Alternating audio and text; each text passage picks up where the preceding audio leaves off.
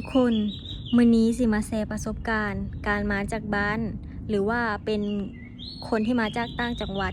หรือมาจากต่างแดนอย่างเส้นค่อยนิดน้อยที่เข้ามาขี่รถโดยสารเข้ามาในหมอชิดแล้วเฮาต้องการสิใช้รถแท็กซี่หรือว่ารถแก๊ปอีหยังต่างๆรถโดยสารที่เฮาสิไปในจุดต่างๆไปในที่ทำงานของเฮาอะนะเพราะว่าเฮานั่งรถโดยสารมาแล้วเฮาก็ต้องนั่งแท็กซี่ไปบ่อนเฮ็ดงานเฮาแม่นบ่แล้วตอนเฮามาฮอดก็น่าจะประมาณตีห้าหรือว่าตอนดึกๆเนาะคือถ้าไผสินั่งรถแท็กซี่ให้นั่งรถแท็กซี่ที่ต่อคิว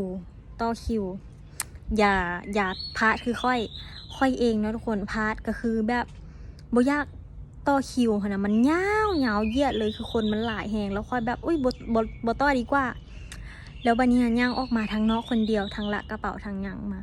ถือกระเป๋าหยังหนักๆของฝากอีหยังต่างๆแล้วก็พอมาฮอดแท็กซี่อยู่ทางนอกเนาะทุกคนเนาะแล้วแบบเขาก็หิ้วกระเป๋าเฮาไปเลยย่านออกจากมือแล้วก็หิ้วกระเป๋าเฮาไปเลยถามว่าไปไหนเฮาแทบบ่มีโอกาสสิได้ตอบเลยว่าเฮาไปนำเขาหรือบ่ไปแล้วเขาก็กดเฮาก็ต้องบอกเขาไปเพราะว่าเฮาจะเป็นต้องไปแล้วนะณวินาทีนั้นนะทุกคนต้องไปแล้วแหละกับรถคันนั้นแล้ววันนี้เขาก็กดแอปนะมันสิมีแอปแบบขึ้นมาให้เฮาจาก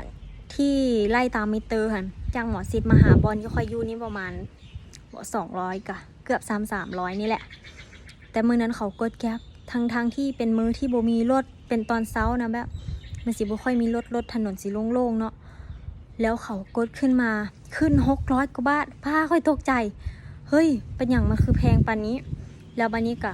ขอต่อรองราคาต่อรองไปต่อรองมาลดให้เหลือตั้ง300กว่าบาททุกคนถ้าเขาบ่โกงนะเขาบ่ลดให้เฮาปานนี้แม่นแล้วเนาะค่อยก็จำเป็นต้องได้ไปแล้วก็อยากมาแชร์ประสบการณ์แบบนี้แล้วเนาะถ้าไผเข้ามาไม่หรือแบบนั้นน่ะถ้าไผใช้แอปเป็นนี่ก็จะซีดีต่อเฮาไปหลายเติบเลยเนาะ